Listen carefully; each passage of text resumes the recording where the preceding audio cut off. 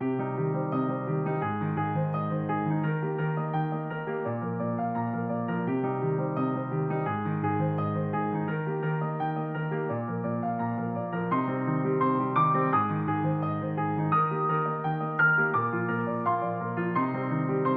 juntos la oración de San Manuel González, que no nos cansemos. Madre, que no nos cansemos. Madre Inmaculada, que no nos cansemos. Madre nuestra, una petición, que no nos cansemos. Si, aunque el desaliento por el poco fruto o por la ingratitud nos asalte, aunque la flaqueza nos ablande, aunque el furor del enemigo nos persiga y nos calumnie, aunque nos falten el dinero y los auxilios humanos, aunque vinieran al suelo nuestras obras y tuviéramos que empezar de nuevo, Madre querida, que no nos cansemos. Firmes, decididos, alentados, sonrientes siempre, con los ojos de la cara fijos en el prójimo y en sus necesidades para socorrerlos, y con los ojos del alma fijos en el corazón de Jesús que está en el sagrario. Ocupemos nuestro puesto, el que a cada uno nos ha señalado Dios. Nada de volver la cara atrás, nada de cruzarse de brazos, nada de estériles lamentos. Mientras nos quede una gota de sangre que derramar, unas monedas que repartir, un poco de energía que gastar, una palabra que decir, un aliento de nuestro corazón, un poco de fuerza en nuestras manos o en nuestros pies que puedan servir para dar gloria a Él y a ti y para hacer un poco de bien a nuestros hermanos. Madre mía, por última vez, morir antes que cansarnos. Para la charla de esta tarde me ha parecido bueno tomar dos pequeñas claves de lo mucho que hay sobre el corazón de Jesús y el corazón del sacerdote. En el libro que dice que hace el corazón de Jesús en el sagrario, la última parte está dedicada a los sacerdotes. Y vamos a hablar, ahí tenéis en el esquema que os he dado, ¿hay muchos sacerdotes felices? Es una pregunta buena que nos hacía San Manuel González y que el Papa Francisco insistentemente viene repitiendo. La alegría como uno de los signos inequívocos de estar enamorados de Cristo. La Madre Teresa de Calcuta decía, la alegría es fruto de un corazón que arde de amor. La alegría es fruto de un corazón que arde de amor. Vamos leyendo los números correspondientes a este tema que plantea San Manuel González y lo vamos uniendo con la exhortación Gaudete Exsultate, la santidad en el mundo actual, alegraos y regocijaos. Vamos combinando para darnos cuenta cómo en la historia de la Iglesia todo tiene un gran río y es el río de la acción del Espíritu Santo en un eterno y permanente Pentecostés. Sean los santos más de la Iglesia primitiva, los de la Edad Media o los santos de la hora presente, como San Manuel González o San Juan Pablo II o San Juan XXIII o San Pablo VI, por nombrar algunos nada más. Hay muchos sacerdotes felices. ¿Qué nos hace felices? Y elijo este tema porque también en mi experiencia ministerial, en los 37, casi ya 38 años de ministerio, Dios ha tenido a bien regalarme, desde el día de mi ordenación hasta hoy, lo que elegí como lema sacerdotal, creo que por inspiración del Espíritu Santo. Filipenses 4:4. Estad siempre alegres en el Señor, os lo repito, estad alegres. En el capítulo 3 de Gaudete Exsultate, el Papa hace un pequeño comentario a cada una de las 8 bienaventuranzas del Sermón de la Montaña. Pues vamos a ir combinando lo que dice San Manuel González, lo que permite a un sacerdote ser feliz si está unido al corazón de Cristo, si imita al discípulo amado recostando su cabeza en el pecho de Cristo, y lo que también el Papa Francisco viene insistiéndonos. Ya sabéis que los 7 primeros números Evangelii Gaudium están dedicados precisamente a la alegría. Así comienza esa exhortación del Papa, que es como la hoja de ruta de su pontificado. Con Jesucristo siempre nace y renace la alegría. En el número 589 de sus obras completas, que dice que hace el corazón de Jesús en el sagrario, dice nuestro querido San Manuel González: ¿qué se opone a la felicidad de los hombres? Y concretando, responde con ingenuidad: ¿tú eres feliz? Más, de entre los hermanos que tú conoces y tratas, ¿sabes de alguno que sea feliz? Es una pregunta que nos lanza San Manuel esta tarde. ¿Somos felices? ¿Somos sacerdotes que irradiamos alegría las 24 horas del día y los 365 días del año? Y antes de que me contestes por ti o por ellos, te contesto yo. Hace hablar a Jesucristo, al sacerdote. Es como si Jesucristo nos estuviera hablando a través de San Manuel González. Y antes de que me contestes por ti o por ellos, te contesto yo, descubriéndote lo que desde aquí mismo, desde mi retiro del sagrario, leo en las caras y en los corazones de mis sacerdotes. Y hace una lectura clara, contundente y fuerte. Escuchemos a San Manuel, o mejor, Jesucristo hablando a través de San Manuel. Pobrecillos, los veo tan desasosegados cuando por las mañanas en sus misas me traen a sus manos y me introducen en sus pechos, me encuentro tantas veces con agitaciones de espíritu, tristes ondas de corazón, destemplanzas de genio, inquietudes de miedo o de aspiraciones. Y no te hablo ahora nada de cuando tropiezo con remordimiento de pecado cometido, no confesados ni dolidos. Es decir, que en mis excursiones por las almas de los sacerdotes me encuentro pocas veces con mis hijas la paz y la felicidad. ¿Te sorprenden, verdad? Estos son mis descubrimientos. Así le hace hablar San Manuel a Jesús. Nos encontrará tristes nuestro Señor cuando le recibimos después de comulgar. Nuestro sagrario interior es un tabernáculo precioso donde habita con toda luz y resplandor quien es el sol que nace de lo alto, o nos encuentra tristes, agitados, con prisas y con agobios a los hermanos sacerdotes. Porque cuidado que tiene el sacerdote elementos y motivos de paz y felicidad. Y ahora enumera todo lo que nos tiene que llenar de alegría, nos tiene que llenar de felicidad. Es el número 590 de sus obras completas. Su vocación, o sea, su designación personal para ser mi sacerdote, con todas las gracias y prerrogativas ajenas, el conocimiento más claro de mi doctrina, la experiencia de lo inagotable y dedicado de la misericordia mía en sus ministerios, especialmente en el del confesionario, la misa diaria, la comunión diaria, la propiedad y posesión perpetua del sagrario, la seguridad de mis promesas infalibles en pro del fruto de sus trabajos, del triunfo de sus campañas y hasta de su subsistencia económica. ¿Cuánto motivo no ya para ser feliz, sino para enloquecer de dicha? Enloquecemos de dicha por todo lo que nos regala Dios a través de lo que nos ha dicho antes. Cierto que junto con todo esto, he dado también a mis sacerdotes una cruz de palo, grande y pesada, una corona de espinas y unos clavos. Pero así todo, hay sobreabundancia de dicha en el patrimonio de mis sacerdotes, tanto más cuanto que esa cruz y esa corona y esos clavos son los mismos que me sirvieron a mí y me llevaron mi olor, mi virtud y mi gloria. Podría servirnos esta tarde muy bien el texto de la carta a los Hebreos que hemos comentado en la Eucaristía, que es la primera lectura de la Eucaristía de hoy, segundo lunes del tiempo ordinario. Cristo en los días de su vida mortal, con gritos y con lágrimas, presentó oraciones y súplicas a aquel que podía librarlo de la muerte. Por su oración, por su confianza, fue escuchado, pero precisamente porque era hijo aprendió sufriendo a obedecer. Luego, cuando el Señor manda cruces, me imagino que así ha sido en vuestra vida, siempre da la gracia suficiente y necesaria para llevarlos, ¿no? Ese texto que conocemos maravilloso de 1 Corintios 10, 13. Dios es fiel y no permitirá que seáis tentados por encima de vuestras fuerzas. Cuando os llegue la tentación, os dará la gracia suficiente y necesaria para resistir. Él dice San Pablo, ¿no? 1 Corintios 10, 13. ¿Por qué no son felices los sacerdotes? ¿Por qué pues esa tristeza de cara y de corazón de mis sacerdotes, aun los buenos?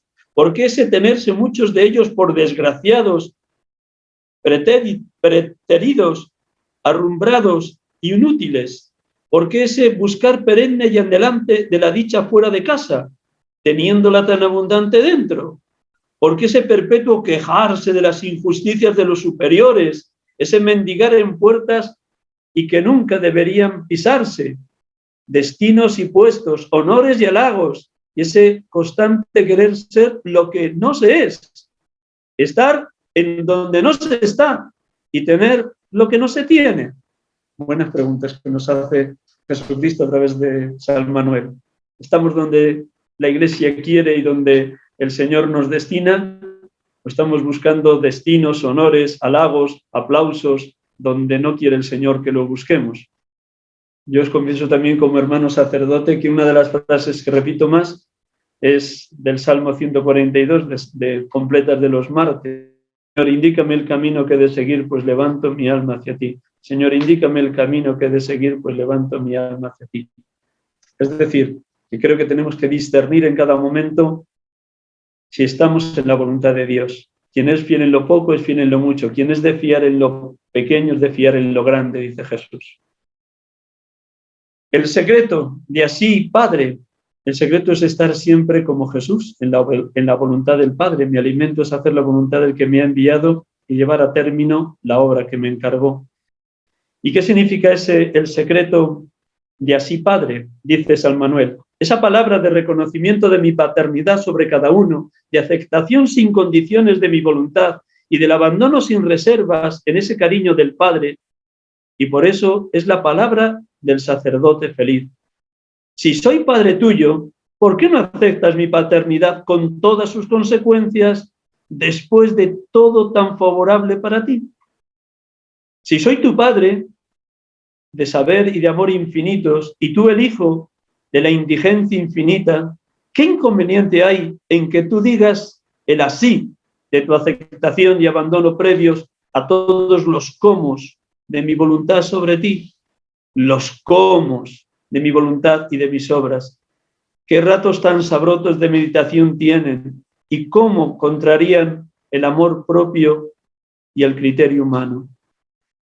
Queremos vivir la voluntad de Dios, pero San Manuel, a través de este escrito, o Dios a través de San Manuel, diríamos que cómo vivir en completa voluntad de Dios, cómo aceptar lo que Dios me envía como regalo. También os confieso que durante el tiempo de la pandemia, la frase que más he repetido, sobre todo hablando con los sacerdotes jóvenes y con los seminaristas, es Romanos 8:28. Sabemos que a los que aman a Dios, todo sucede para bien. Sabemos que a los que aman a Dios, todo sucede para bien. Los acontecimientos de mi vida los miro siempre con ojos de fe. San Manuel insiste, poniéndolo en boca del Padre Dios, que lo que perjudica en nosotros sacerdotes el cumplimiento de la voluntad de Dios es el cómo, el ponerle pegas al cómo se nos piden las cosas o las tareas o los envíos o los destinos. Sabe que son muchos más los que me desobedecen por empeñarse en discutir mis cómos que en decirme claramente que no me acatan. En la Sagrada Escritura, cuántas evasivas, dilaciones y desobediencias de mi voluntad por no acatar sin discusión el cómo. Yo creo que hay un cómo legítimo. Sabéis que la Virgen María en la Anunciación preguntó al ángel Gabriel, ¿cómo será esto? Pues no conozco varón. Pero como nos han comentado todos los padres de la Iglesia de ese texto de la Anunciación, el cómo lo pregunta la Virgen desde la humildad, no desde la duda, como le pasó a Zacarías, que por eso quedó mudo durante el embarazo de Juan Bautista en Isabel. El derecho de Dios, número 593 de las obras completas, que dice que hace Jesús en el sagrario. Y yo tengo derecho a mandar lo que quiero y como quiero. No tengo derecho a mandar que uno me sirva ganando batallas y fortalezas y el otro perdiéndolas. Pues puede haber situaciones de nuestro ministerio que hayan sido éxitos, que hayan sido ganancias para el reino de Dios, y ha podido haber otras que han sido de total pérdida, pero también de eso se sirve Dios. Sabemos que a los que aman a Dios todo sucede para bien. Sigue hablando el Padre Dios al sacerdote.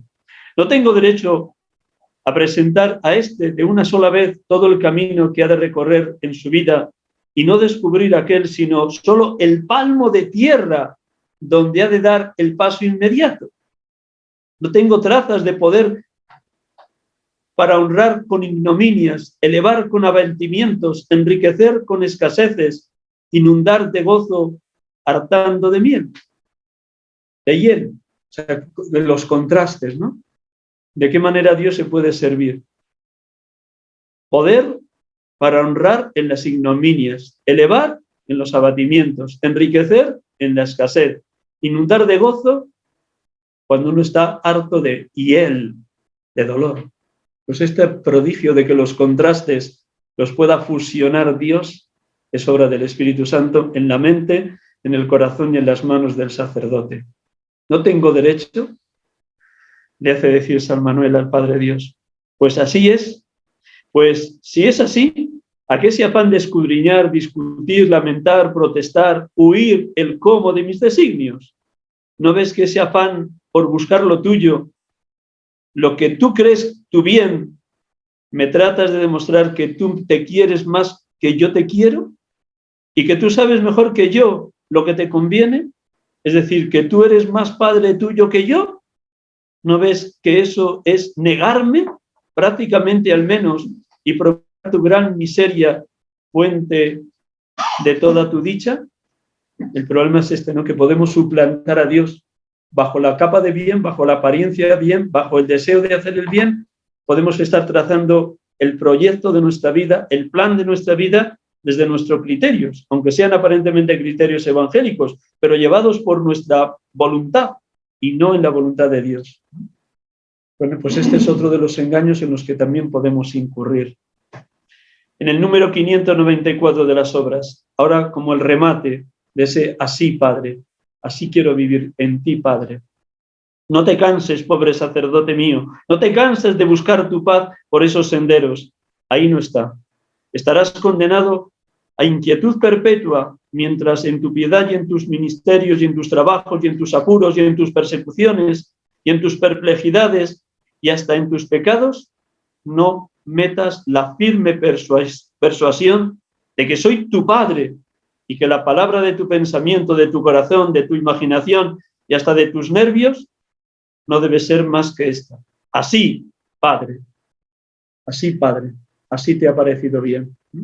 Pues esto es lo que nos quiere enseñar Dios esta tarde a través de San Manuel González, que si entramos en la voluntad de Dios tiene que ser sin pegas, sin dudas, sin vacilaciones, sino en obediencia completa, ¿no? Como la primera lectura de hoy. Aprendió sufriendo a obedecer. Así, Padre, así te ha parecido bien. Toma San Manuel González esa oración de Jesús. Te doy gracias, Padre, Señor de cielo y tierra, porque has ocultado estas cosas a los sabios y entendidos y se las has revelado a la gente sencilla. Sí, Padre, así te ha parecido bien. Y es ahí donde quiere que entremos los sacerdotes. Así, Padre, te ha parecido bien. Y cuando el amor propio, el gran ladrón de tu paz y de tu imaginación, la gran tiranía, humillados y burlados, te pidan cuenta a razón de tu emancipación de ellos, no les des más que esta, porque así le gusta a mi Padre. El criterio único y definitivo de nuestro ministerio, hasta de la más pequeña decisión, así, Padre, te ha parecido bien. Así, Padre, te ha parecido bien. Eso es el criterio. Por eso, el Papa Francisco, completando lo que acabo de decir, manifiesta como uno de los caminos o uno de los signos de que el sacerdote está en camino de santidad es la alegría. Y ojalá que la alegría sea una de las notas fundamentales de nuestra vida. Son los números que van del 122 al 127 de Gaudete Sultate. Nada más os leo uno cuando habla de María como la mujer de la alegría. Número 124, precioso. María, que supo descubrir la novedad que Jesús traía, cantaba: «Se alegra mi espíritu en Dios mi Salvador». Y el mismo Jesús se llenó de alegría en el Espíritu Santo. Cuando Él pasaba, toda la gente se alegraba. Después de su resurrección, donde llegaban los discípulos, había una gran alegría. A nosotros Jesús nos da esta seguridad. Estaréis tristes, pero vuestra tristeza se convertirá en alegría. Volveré a veros y se alegrará vuestro corazón y nadie os quitará vuestra alegría. Os he hablado de esto para que mi alegría esté en vosotros y vuestra alegría llegue a plenitud. A esto estamos llamados, a ser irradiadores de la alegría, de sabernos llenos del Espíritu Santo. Como bien sabéis, es el tercer fruto del Espíritu de Gálatas 5:22, segundo, amor, alegría, paz, paciencia, servicialidad. Luego, si estamos llenos del Espíritu, uno de los signos de estar enamorados de Cristo, uno de los signos de estar llenos del Espíritu Santo es la alegría, ¿no? Como decía al inicio, esa frase que repite mucho en sus escritos Santa Teresa de Calcuta, la alegría es fruto de un corazón que arde de amor. La alegría es fruto de un corazón que arde de amor. Y la razón es muy sencilla. Si la necesidad más importante del ser humano es ser amado y poder amar, cuanto más llenos estemos del amor, más llenos de gozo, más llenos de paz. La alegría es fruto de un corazón que arde de amor. Incluso en los momentos en los que aparece la cruz. Si habéis leído los escritos, por poner 3 ejemplos de santos que padecieron muchísimo en los últimos meses de su vida, como es Santa Teresa del Niño Jesús, o como es Santa Catalina de Siena, o como es el hermano Rafael, si habéis leído las obras completas de San Rafael Arnaiz, sobre todo los 3 últimos meses antes de morir, dicen repetidas veces que junto a un sufrimiento atroz en su cuerpo por las enfermedades que padecían, una alegría indescriptible. Junto a un sufrimiento atroz, una alegría indescriptible. Estos 3 santos lo vivieron en su propio cuerpo y en su propia alma. Bueno, pues a esto estamos llamados. En el sufrimiento, es una frase también que yo repito mucho de San Juan Pablo II, cuando ya babeaba, cuando ya no podía ni levantarse, ¿no? Él dijo en una ocasión, 3 o 4 meses antes de morir, en el sufrimiento, si se está en Dios, hay alegría. En el sufrimiento, si se está en Dios, hay alegría. Decía San Juan Pablo II. Luego, si algo tenemos que repetir es, sin duda, la alegría. Y también lo une el Papa al sentido del humor, que uno de los signos también de que la alegría bulle dentro de nosotros, dentro de nuestra alma, es que sabemos también manifestar con buen humor el momento que estemos viviendo. Ordinariamente la alegría está acompañada del sentido del humor, tan destacado, por ejemplo, Tomás Moro, en San Vicente de Paúl o en San Felipe Neri. El mal humor no es signo de santidad. Aparta de tu corazón la tristeza. Es tanto lo que recibimos del Señor para que lo disfrutemos, y que a veces la tristeza tiene que ver con la ingratitud de estar encerrado en sí mismo, que uno se vuelve incapaz de reconocer los regalos de Dios. Luego, lo que produce tristeza es estar encerrado en uno mismo. Y al revés, cuando uno ensancha las paredes del corazón para llenarse de la ternura, de la bondad y de la misericordia de Dios, todo su ser irradia alegría. Pues San Manuel González nos da un toque para que nos preguntemos, ¿realmente estoy lleno de la alegría de Dios? ¿Realmente estoy lleno de la alegría del Espíritu Santo?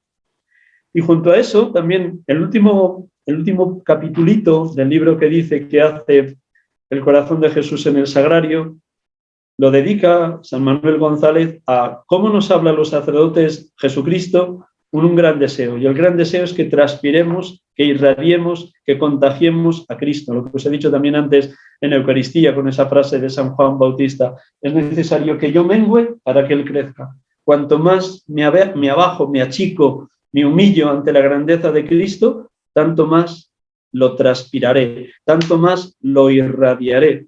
Porque cuanto más humilde sea como su madre, porque ha mirado la humillación de su esclava, más nos va configurando con él, cabeza y pastor de su pueblo.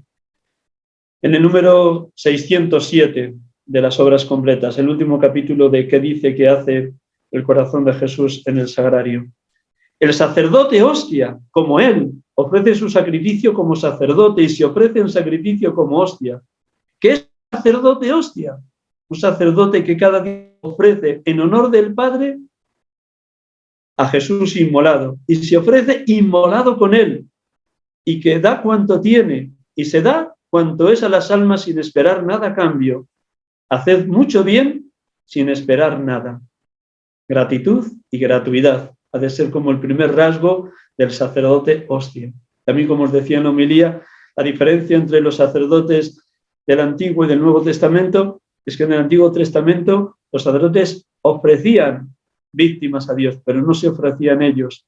mientras que nosotros, imitando a Cristo, sumo y eterno sacerdote, junto a la ofrenda de Cristo al pueblo de Dios, tomad y comed es mi cuerpo, tomad y bebed es mi sangre, en esas palabras también incorporamos toda nuestra existencia. Señor, aquí me tienes, te la ofrezco por completo, me doy a ti y desde ti al pueblo de Dios que me has confiado pastorear. Segundo rasgo del sacerdote hostia, es un sacerdote sacrificado a gusto en su misa de cada día en honor a Dios Padre, con y como Jesús, y dando las almas siempre como Jesús en el sagrario y en la comunión.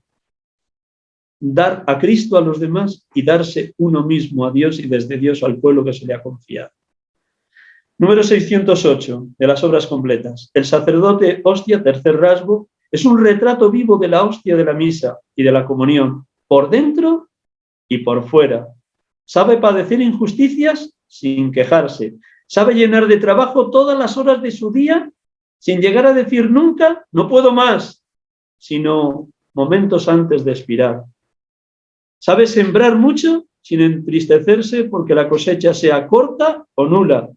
Sabe que él solo no vale nada, pero unido a su augusto compañero de sacerdocio y de sacrificio, es omnipotente.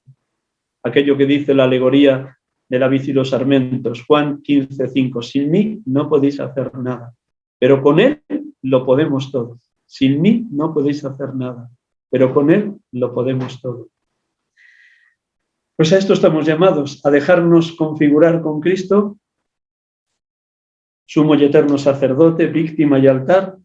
Es necesario que yo mengüe para que él crezca, para que toda nuestra persona transpire a Cristo, respire a Cristo. Los últimos 10 minutos van a ser, un apunte de alguno de los misterios del rosario, el rosario sacerdotal, porque el Papa, como bien sabéis, el día 10 de diciembre recibió a los seminaristas de Barcelona y mencionó este libro de San Manuel González, el rosario sacerdotal. Y puesto que insistía a los seminaristas que leyeran este libro, creo que también es bueno que nosotros, haciendo eco de lo que les decía a los seminaristas de Barcelona, también lo leamos.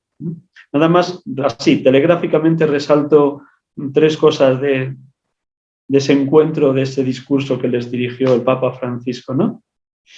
Lo primero señala cómo hemos de ser perseverantes en la oración y que quien persevera en la oración va a ver los frutos de que el Señor está siempre acompañando a su iglesia, siempre acompañando nuestro ministerio. Recordad las palabras finales antes de subir a los cielos, en el último versículo de San Mateo, Mateo 28:20. Yo estoy con vosotros todos los días hasta el fin del mundo. Que traducido para cada uno personalmente se puede poner en primera persona. Yo estoy contigo, sacerdote, todos los días hasta el fin del mundo. O la introducción que hace San Lucas a la parábola de la viuda inicua y del juez injusto. Es necesario orar siempre sin desfallecer. Es necesario orar siempre sin desfallecer. Y yo creo humildemente que necesitamos pedir este don. Concédeme, Señor, el don de la oración continua. Concédeme, Señor, el don de la oración continua. Y el Papa 2 veces les insiste a los seminaristas la oración perseverante. La oración perseverante. Nuestra oración es noche y día, porque si se es muy activo y contemplativo en la oración, se nos regala como don el ser contemplativos en la acción. Y yo creo que el sacerdote, como también señala Pastore da Bobovis, no debe salir de esa presencia permanente de Cristo en su vida. Bueno, y dice también ahí cómo esa oración tiene que ser eminentemente de agradecimiento. Si la Eucaristía es acción de gracias al Padre por la vida de su Hijo Jesucristo que se nos da, ¿cómo no terminar la jornada antes de completas en el examen de conciencia dando largas acción de gracias a Dios por todo lo que se nos ha regalado durante la jornada? Es de bien nacidos el ser agradecidos. Yo te alabo, Padre, Señor de cielo y tierra, porque has ocultado estas cosas a los sabios y entendidos y se las has revelado a la gente sencilla. Así, Padre, así te ha parecido bien. Segundo rasgo, 2 tentaciones que asaltan hoy mucho a los seminaristas y como me llevo años acompañándolos, también pasa con los sacerdotes jóvenes, no sé si con los más mayores. Uno, el negativismo y otro, el idealismo. ¿Qué entiende por negativismo?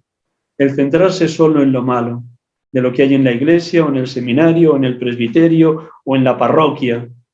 Y yo les digo a los seminaristas, por favor, que el árbol no te impida ver el bosque, porque si el árbol que tienes pegado a la nariz es un árbol quemado, piensas que todo el bosque está quemado, que todos los árboles del bosque están quemados. Craso error, pero le cometemos. Fijar nada más en lo negativo del compañero de la parroquia, de los feligreses, o del obispo, o del Papa Francisco, qué sé yo, el negativismo.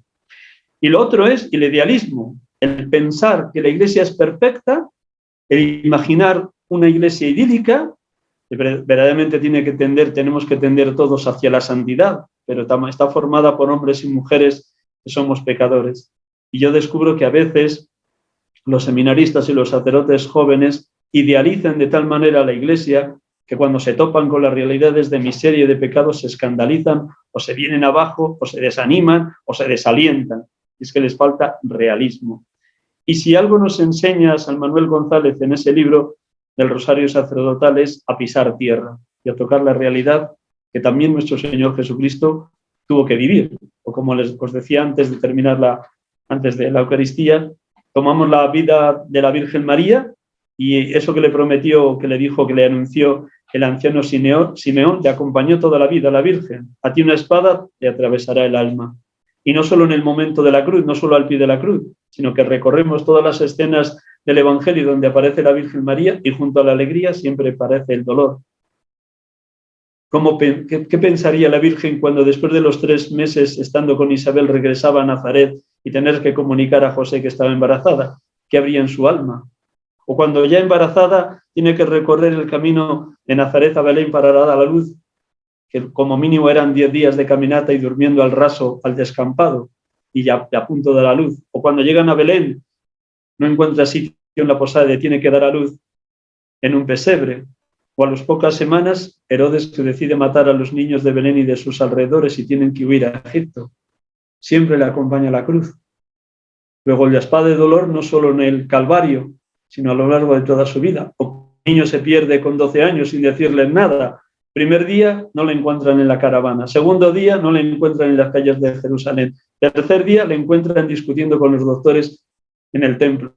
Y cuando la Virgen le dice, ¿no sabías que José, tu padre y yo andábamos buscándote? Y él responde con una aparente distancia, por no decir casi desprecio. ¿No sabíais que tenía que ocuparme de las cosas de mi padre? Luego, creo que todos somos conscientes que la alegría que nos da Dios por estar enamorados de Él siempre va acompañada también de cruz. O bien por nuestra propia miseria, por nuestro propio pecado, o bien porque padecemos o nos toca cargar con el pecado de otros. Pues bien, en todos esos momentos iba a decir el Papa Francisco, también el Papa Francisco lo dice en las bienaventuranzas, cuando comenta la última: bienaventurados cuando os persigan y os injurien por mi causa, alegraos y regocijaos porque vuestra recompensa será grande en el cielo. Pero me voy a detener solo en 2 de los misterios, muy brevemente, uno de los gozosos y otro de los dolorosos, y terminamos y comentamos algo. De los gozosos, la visitación de la Virgen María a Nuestra Señora. Nada más comento el parrafito que el Papa dirige a los sacerdotes después de comentar lo que significa esa escena evangélica cuando María marcha presurosa desde Nazaret al pueblecito de la montaña de Judea, a Incaren, posiblemente donde está Isabel. ¿Qué le dice San Manuel al sacerdote? Primera manifestación: cómo al entrar en el mundo y tomar carne humana ha tenido prisa en ofrecerse a su eterno Padre para hostia del sacerdocio que inauguraba en aquel instante. Entrando en el mundo dijo: he aquí que vengo para hacer tu voluntad. ¿Sabéis cómo esta frase del Salmo 40 que nos servía ayer como responsorial? El autor de la carta a los Hebreos, la boca de Jesús, capítulo 10 de Hebreos, cuando el Padre decide enviar a su Hijo a la tierra. Aquí estoy para hacer tu voluntad. Aquí estoy, Señor, para hacer tu voluntad. Así tenía prisa, más aún que su madre, por ser infinitamente mayor el celo y el amor de su corazón sacerdotal al comenzar la acción de su sacerdocio en las almas. Como cuando María llega a la casa de Isabel, la criatura que llevaba Isabel en su vientre dio un salto de gozo. Luego, ya desde el primer momento de su encarnación, Jesús está actuando como sumo y eterno sacerdote de cara al niño que lleva Isabel, Juan Bautista. Como en María, apenas es madre sacerdotal, brota el celo. Así en Jesús, apenas es sacerdote, explota el celo por las almas. ¡Y qué explosión! Dos rasgos destacados de este misterio quiero principalmente poner a la consideración de mis hermanos sacerdotes. Primero, primer rasgo, haber escogido a su madre como intermediaria, órgano y agente de su primera obra sacerdotal. Paréceme la visitación como una posesión real y solemne que Jesús da a María de excelso cargo de madre suya, reina, modelo y mediadora de sacerdotes, que le había confiado y conferido el Espíritu Santo en su encarnación. Y segundo rasgo, haber comenzado en este misterio y en su madre el proceder que seguiría perenne en su vida de verbo sacramentado y de verbo predicado, de no ir más que a donde lo lleven sus sacerdotes. Y como destaca aquí San Manuel, que Jesús, el verbo eterno, cuando es verbo encarnado en el vientre purísimo de María, se deja llevar donde María vaya.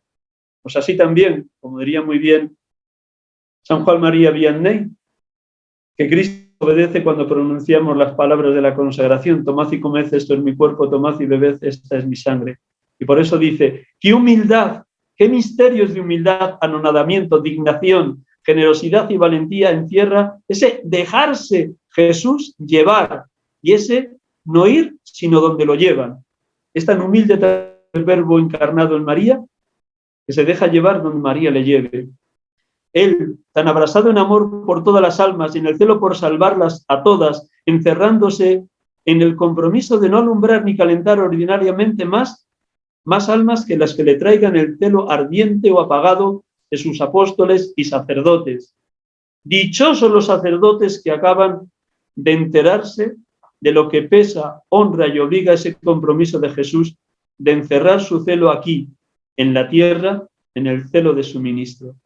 Luego, como dice muy bien, lo habréis leído en Presbyterium Ordines número 12, nos dice que más allá, por el Esopero Operato, cualquier sacramento que presidimos actúa en la vida de los fieles, pero si además de ser ministros de los sacramentos, nosotros mismos vivimos la santidad sacerdotal, estaremos por el propio testimonio de la vida irradiando la santidad de Cristo a los que nos toca pastorear. Luego, no solo por presidir, sino porque nosotros transparentemos la gloria de Dios, la santidad de quien es sumo y eterno sacerdote. Y lo último, los 3 últimos minutos. De los misterios de dolor me quedo nada más con el primer misterio, la oración de Jesús en el huerto. ¿Y qué comenta nuestro querido San Manuel González aplicado a los sacerdotes? El sacrificio del corazón del sacerdote. ¿Cómo es nuestro sacrificio? ¿Es una ofrenda agradable a Dios? ¿Es una entrega generosa cada día en un sí perenne del sí que dimos el día de la ordenación? Más o menos esto nos pregunta San Manuel. Dice así, en el número 2500 de las obras completas. Si es cierto que la unción consacratoria no llega materialmente más que a las manos del sacerdote, es también cierto que espiritualmente llega y consagra su cabeza y su corazón. El ungido conoce más y mejor a las ovejas y las ama más fina y generosamente. ¿Cuántas dilaciones pone el corazón del sacerdote su ordenación?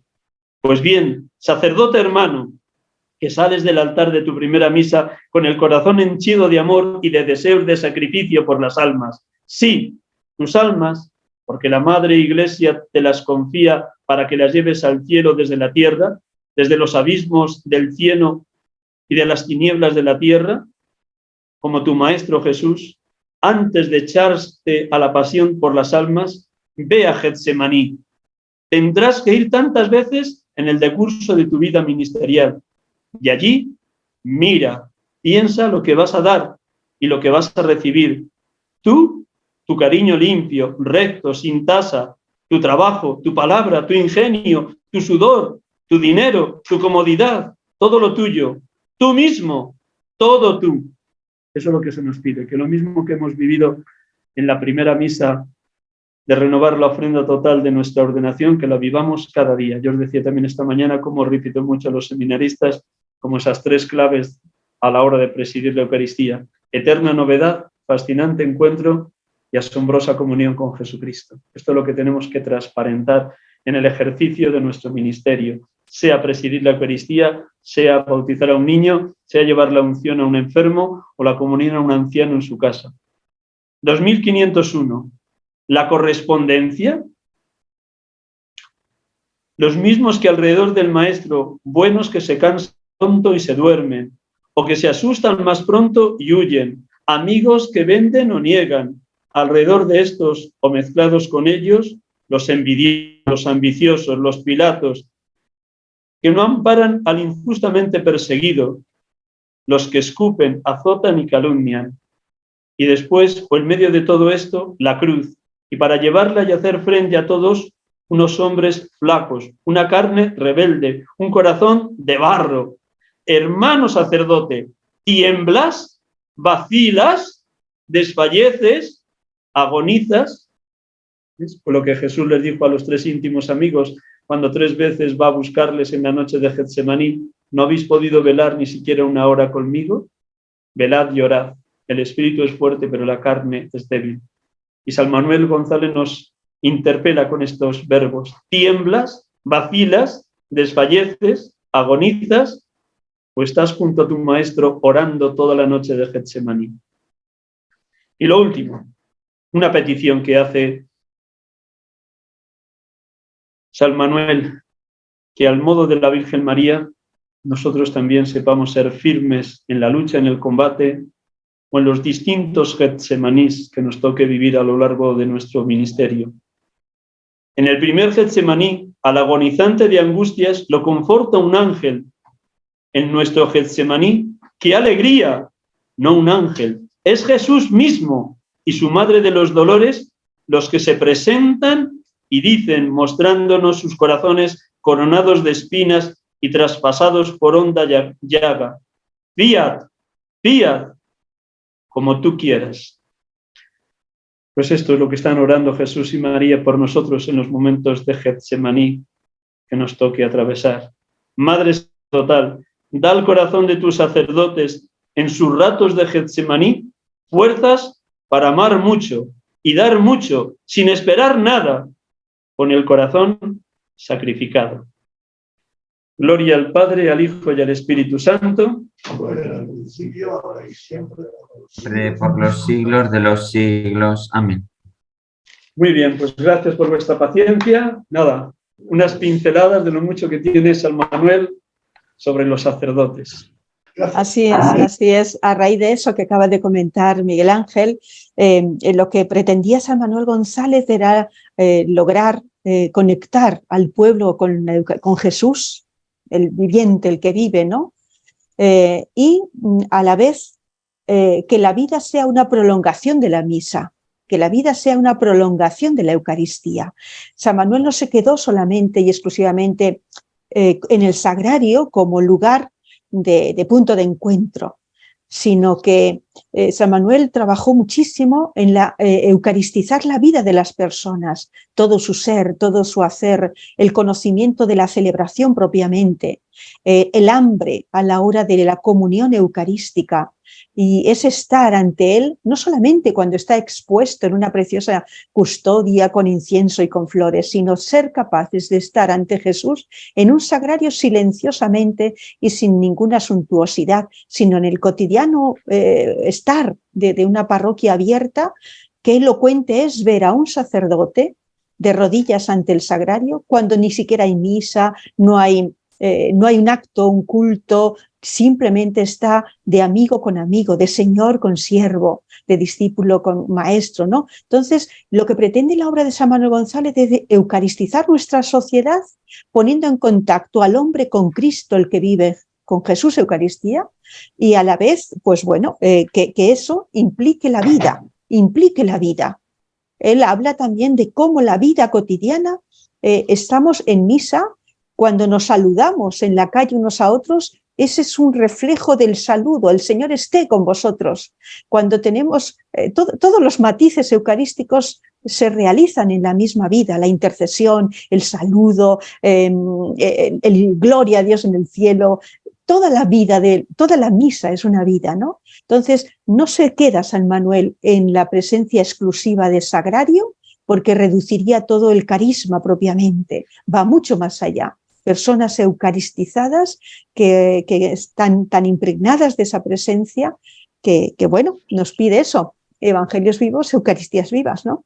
Permíteme, ya que al hilo de lo que dice Valle, ¿no? Añadimos una tercera cosa, que cómo la Eucaristía lleva a la vida y a transformar la vida. Y en el mensaje que nos regalaba San Manuel en Huelva el 20 de junio de 1909, cuando todavía era arcipreste de Huelva, él aterriza en todo lo que el Señor le pidió poner en práctica. Luego, la Eucaristía no tiene que llevar al servicio y a la caridad. Y dice en el número 849 de sus obras: pero sin ser ángel, sin saber lo que ellos saben, yo sé, Señor, que muchos que ayer no te conocían, hoy te conocen. Que otros que eran enemigos, hoy son amigos y más fieles. Yo sé que han desaparecido escuelas laicas y protestantes y han nacido escuelas tuyas, donde centenares de niños aprenden a conocerte y amarte. Y vaya si te han querido.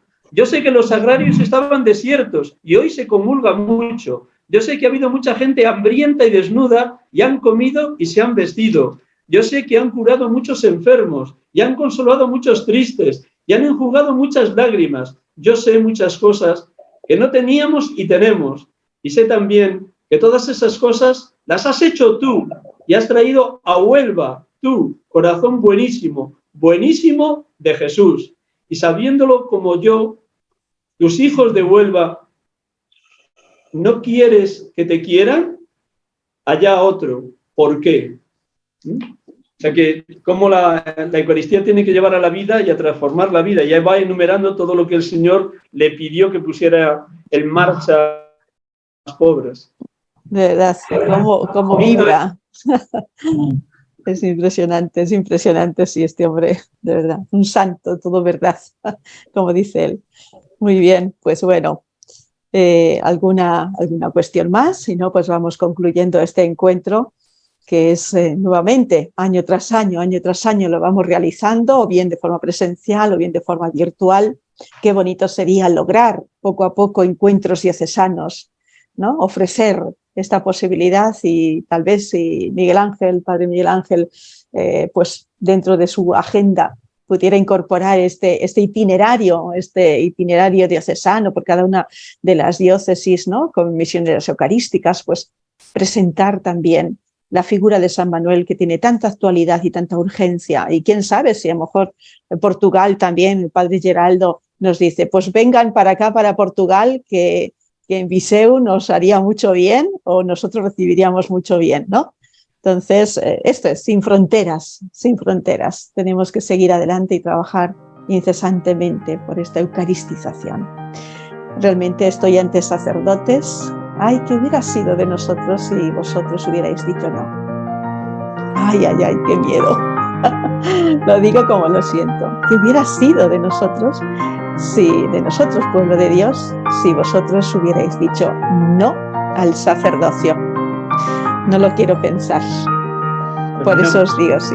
Muy bien, pues terminamos. Que María Inmaculada, Madre Sacerdotal, os bendiga, os conceda la gracia de seguir adelante siendo fieles, felices sacerdotes. Y concluimos por mi parte con esta jaculatoria de San Manuel, que condensa el contenido de este encuentro también. Madre Sacerdotal, que este sacerdote tuyo, por donde quiera que pase, dé siempre solo a Jesús, envuelto en su palabra, en su mirada, en su gesto y hasta en su aliento. Pues se lo pedimos a María, y tened la certeza de que las misioneras eucarísticas de Nazaret rezamos por vosotros todos los días. Muy bien, pues gracias por vuestra paciencia.